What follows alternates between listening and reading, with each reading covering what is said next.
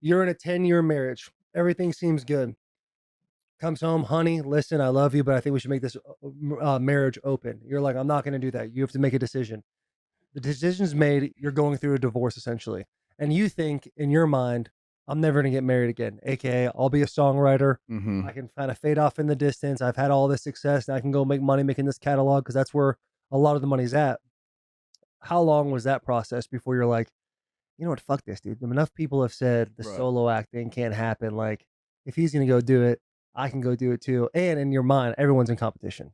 Right. Probably do that better also. I think it was 8 months or Yeah. so, somewhere 6 or 8 months. It was not a ton of time went by, but enough for me to really process, take my time, be patient. And then the kicker was when I met my manager, Mm, because before I felt really alone, right? And I knew, uh, I just felt by alone. I mean, I just didn't have tons of support. I didn't feel like I had a team around me. I felt super alone, and I knew, like, definitely been in the game long enough to know, like, you ain't doing it on your own. You got to have a good team around you. So right. when I met my manager, I felt super supported, and I was just like, you know what? I think I could do this, especially with the help of this management team.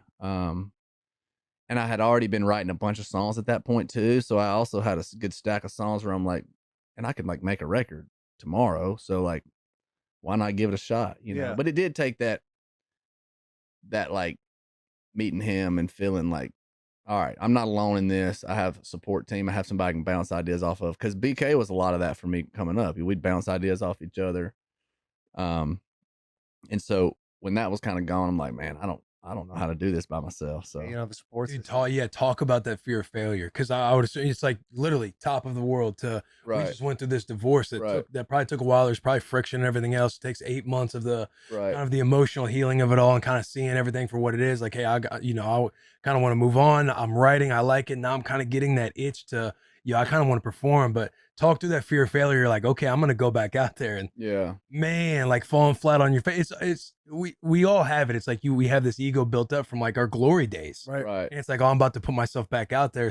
Talk a little bit about that fear of failure, getting Yeah. back in it. I mean, there was definitely a little bit of fear involved. And I would say for me, I had to mentally just say, like, yo, who you doing this for?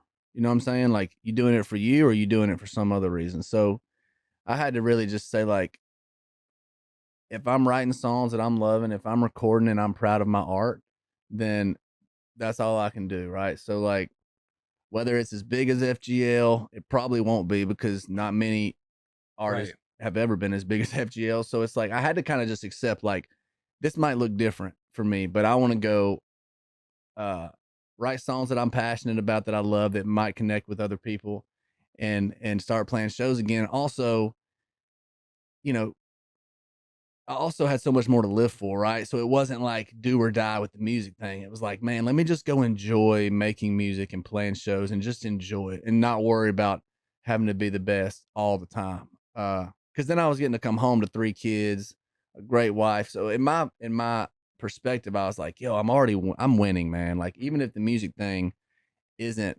uh, as big as FGL or trajectory doesn't take off like crazy, like, I'm proud of my album.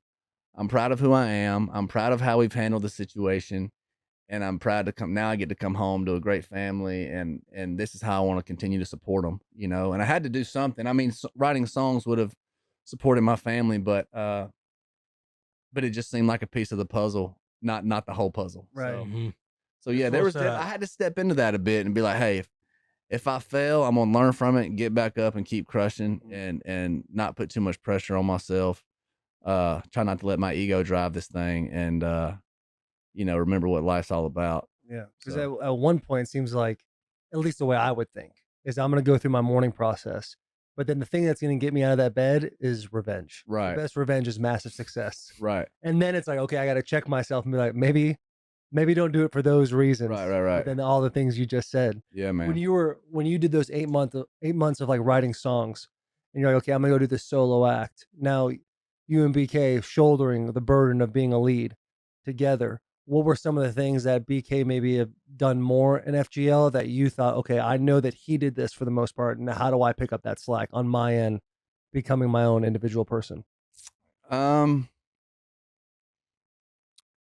Good question, bro. I'd say he was a lot of the times he was like the fun loving, like funny guy, like lighthearted, brought a lot of good energy to a room, Mhm. everybody Loved to be around BK, especially for the most of our career. He was just like, and I might have been more like, I don't know, maybe a little bit less of that person. So I would say there were times where he was a great leader in those types of things, and I was able to take the back seat a bit, and even subconsciously, because I was more the lead vocal and more the face at times, I would subconsciously step out of certain roles more to allow him to step into certain roles, so that hopefully it was well balanced. You know what I mean? And so now, taking on all the roles and putting all the, I guess, the pressure or all the responsibility on my shoulders was definitely new. But also, again, it was great because it allowed me to step into those roles that maybe I hadn't fully stepped into before to the best of my ability. Yeah. And so now I'm able to kind of lead the way that I'd like to be a leader, create culture that's not always worrying about, like, am I stepping on my partner's toes, or am I overshadowing my partner too much by investing in these people's lives, or those Right. types of things. So it's been interesting to kind of navigate and like, and see how that's something that I didn't even know, like, until I was in it. I didn't even know that, like, Right. oh yeah, like, I remember, like, not really investing as much into this because I didn't want to look like I was trying to just, like, always, Like Yeah. do too much or Yeah, be too yeah. much. yeah. Try to take too much with the You can light. tell Right. you can tell you've thought a lot of this stuff through, and I really bro. appreciate and like respect kind of your perspective on it all, because I'm sure it was as much as well as you can explain it right now. I'm sure it was just such a like process to get to a lot of these awareness points and everything else. Totally. And especially, y'all remember, like, what 2020 was like, 2021. I mean, it was chaos Yeah. in all aspects of life. So, like, before we even decided to do this, we had already been off the road for like a year and a half, like, wondering, are we ever going to play shows again? Like, what's going on with our career?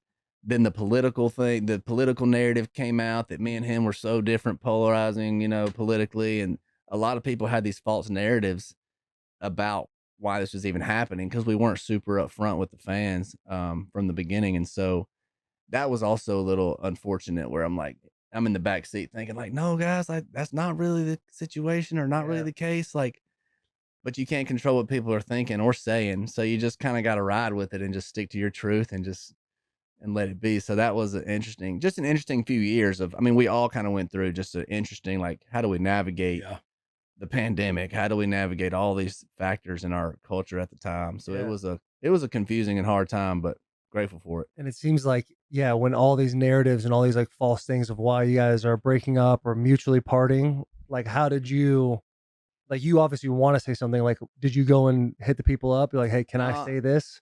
I felt like it was not really my, I don't want to say responsibility, but it wasn't my role. I felt like, and I felt like it was something that, I wanted BK to do. And I felt like it was I didn't want to take that from him. I didn't want to be like, no, here's the situation, guys, blah, blah, blah, blah, blah. Yeah. So I kind of just sat back and I kept telling BK, bro, we need to, like, I'd really love for you to tell the fans, like, what's going on. Like, tell them your heart, tell them what we're doing, tell them why we're doing it. Tell them, I said, because we want our fans to join us on our new journey. We don't want them to just end with FGL and wonder whatever happened with FGL and when's FGL coming back. It needs to be a transition. And these fans we built for the last decade, they can come with us if we allow them to and open the door and give them context. But otherwise, they're just confused and they're angry. Yeah. And we're just sitting in the back. Assume. And they'll just assume. Everybody makes Assumption up is the stories worst. in their heads. So that was happening a lot. And kind of still does, because we still haven't really, it's not like me and BK have sat down together and told the world, like, the real ins and outs. Because I still think me and him both still have somewhat different narratives in our head about how it unfolded. But ultimately, we didn't talk about it very candidly from the beginning. So it allowed a lot of that kind of, like, people to make up stories and, this and that. Right. And then you throw politics in the middle of it, and everybody then it's an easy target for everybody to be like, oh yeah, well, we see why they broke up, and it's like, well, really had nothing to do with that, but Yeah. whatever, Yeah. Is this probably one of the, how often have you spoken this openly about that whole situation? Just a few times. Yeah. Yeah. Inside scoop. Most people are uncomfortable talking about it. Really? Yeah, I find, just because I don't know why. I don't know if they're Well, uncomfortable because it's or your personal business, and for you to Right. sit with a microphone in your face, and for me and Will to be like, so Tell us So- about your breakup. Yeah. It's you're Yeah, for essentially sure. opening yourself up to not only us, but everybody listening. Right. So It's it's got- therapeutic for me, honestly. Yeah. Like at this point, especially, it's been like 3.5 years. So I've, like you said, Will, I've really processed a lot. And so to talk about it's just another part of the process for me. And I'm kind of an open book. I don't mind talking about it. What we might It's have to almost do. like somebody like I'm just picturing it like if I'm like chilling with them, there's not a level of you that wants to. It's like, hey, so what happened? Because you'd almost think the outsider or third party perspective would just be like, oh, I probably ended badly, and it might not be going as great as it once was because FGL was so high. So you almost don't want to open up Right. something that might be close to you, where Right. it's like, okay, yeah, I don't want to. I mean, want to navigate. you and that. I have known each other for what, 4 years, and so I was your friend during all that. And I never once, for that exact reason, Mhm. be around you, knowing all this stuff's going down. But in my head, I'm like, I don't want to. Hey, so Tyler, so what's going on Right. with all this? Because you just don't want to put your friend in that position. Yeah. Yeah. Where you're You like, don't know how people handle it. You don't know if people are more of an open book that like to talk about things, or maybe they like to keep it all in. But for me, I appreciated and enjoyed when my real friends would be like, "Hey, bro, like, you doing all right, bro? You Mhm. doing good? Like, Yeah. how you feeling, man? Because this shit is not easy. You know what I'm saying?" Yeah. And I'd be like, "You're right. It's not easy, and I'm doing okay, but here's my, but I'm frustrated or this or that." Right. So we had, and again, there was during the time where we weren't able to see anybody. We weren't Mhm. able to go really hang out. If you remember, it was all just like virtual Yeah. dates and virtual rights and virtual Emotions were everything. high, I'm yeah, sitting there, yeah. emotions were high. Mhm. People didn't want to talk about anything that could potentially be touchy or controversial or or the anything. exact opposite, only wanted to talk about that. Right. It was like one of the two. Right. You're right. You're right. Yeah.